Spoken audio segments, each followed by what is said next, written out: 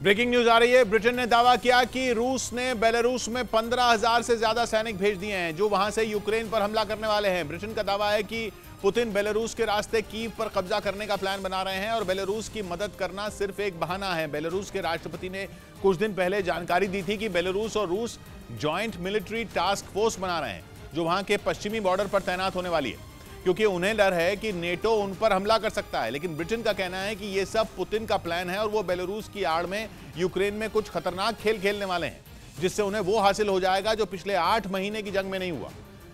Belarus वो देश है जो यूक्रेन जंग में शुरू से रूस के साथ खड़ा है। रूस की सेना ने बेलारूस को लॉन्च पैड की तरह इस्तेमाल किया था और यूक्रेन जंग में एक बार फिर बेलारूस की अहमियत बढ़ गई है, क्योंकि कीव पर मिसाइलें बरसाने वाले पुतिन कुछ नया करने के मूड में है। ब्रिटेन तो यही सोच रहा है, क्योंकि उसे लग रहा है कि पुतिन यूक्रेन के एक बड़े हिस्से पर बमबारी करके नहीं रुकने वाले।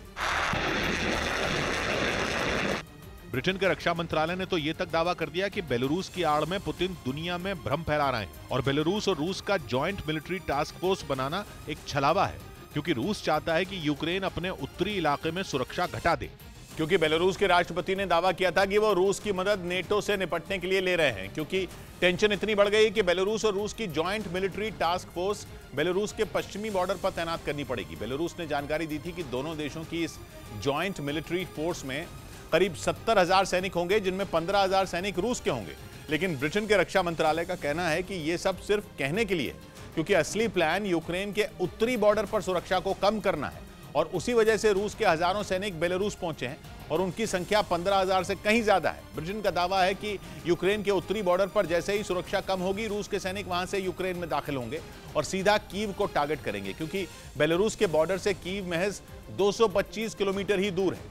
यानी पुतिन कुछ बड़ा और खतरनाक कर सकते हैं। ब्रिटेन ने तो यही डर जताया, क्योंकि उसे लग रहा है कि बेलारूस की नेटो देशों से टेंशन वाली बात सिर्फ दिखावा है और उसका असली मकसद रूस की मदद करना है ताकि यूक्रेन की राजधानी पुतिन के पंजे में आ जाए। क्योंकि पिछले कुछ दिनों से कीव लगातार पुतिन की मिसाइलों के निशाने पर है। वहीं मिसाइल और रॉकेट अटैक हुआ है, ड्रोन से भी बम बरसाए गए। कई इलाकों में तो कुछ सेकंड के अंतर पर 2-2 मिसाइलें गिरी, जिसका नतीजा कीव की सड़कों पर दिखा, जहां दूर दूर तक जलती गाड़ियां और खंडहर में बदल चुकी इमारतें नजर आईं। और अब तो हालत यह है कि वहां कभी भी और कहीं से भी हवाई अटैक हो रहा है। मिसाइलें मौत बनकर बरस रही हैं और लोग दहशत में जी रहे हैं, क्योंकि उन्हें नहीं पता कि पुतिन कब रुकेंगे या कभी रुकेंगे भी या नहीं। 24 फरवरी की जंग के बाद पुतिन की सेना कीव छोड़ चुकी थी, जिससे वहां के लोगों ने चैन की सांस ली थी। लेकिन इस बार पुतिन कुछ ऐसा खेल खेलने वाले हैं जिसमें उन्हें हराना ज़ेलेंस्की के लिए कठिन होगा, क्योंकि 8 महीने से जंग लड़ रही उनकी सेना के पास हथियारों की कमी है।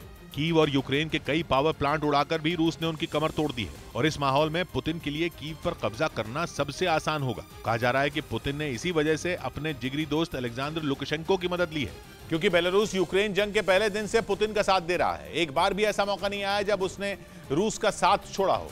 वैसे बेलारूस की सेना बहुत लंबी चौड़ी नहीं है, उसके पास केवल 50,000 सैनिकों वाली सेना है। उसके पास बहुत अच्छे हथियार भी नहीं है, क्योंकि करीब 30 साल से बेलारूस ने कोई जंग ही नहीं लड़ी। लेकिन खबर है कि रूस बेलारूस के लड़ाकू विमानों को परमाणु हथियारों से लैस करने का प्लान बना रहा है और बेलारूस के Su-25 एयरक्राफ्ट को इस काबिल बनाएगा कि वो परमाणु मिसाइलें दाग सकेंगे। यानी पुतिन अकेले नहीं बल्कि बेलारूस के सैनिकों और हथियारों के साथ कीव पर कब्जा करने की रणनीति पर काम कर रहे हैं। इससे पहले अलेक्जेंडर लुकाशेंको ने यूक्रेन पर आरोप लगाया था कि वो बेलारूस पर हमला करने वाला है और वहां वैसी ही तबाही मचाने की कोशिश करेगा जैसी यूक्रेन में हुई थी। इतना ही नहीं, लुकाशेंको ने यहाँ तक कह दिया कि यूक्रेन का साथ लिथुआनिया और पोलैंड देंगे। ये दोनों ही देश नेटो का हिस्सा हैं। बेलारूस ने दलील दी कि इन तीनों देशों की सेना के सामने उनके 50,000 सैनिक कुछ नहीं कर पाएंगे, इसलिए उन्हें रूस से मदद मांगनी पड़ी। एक वीडियो भी आया था जिसे बेलारूस ने जारी किया था, जिसमें ट्रेनों में भर भर कर रूस की सेना की गाड़ियां बेलारूस पहुंचती दिखी। यानी पश्चिम कुछ कह रहा है और रूस और बेलारूस कुछ और। लेकिन यह पक्का है कि यूक्रेन जंग में बेलारूस का रोल बढ़ गया है, क्योंकि ये वो जगह है जहां पुतिन परमाणु हथियार भी तैनात कर सकते हैं और अपने सैनिक भी भेज सकते हैं।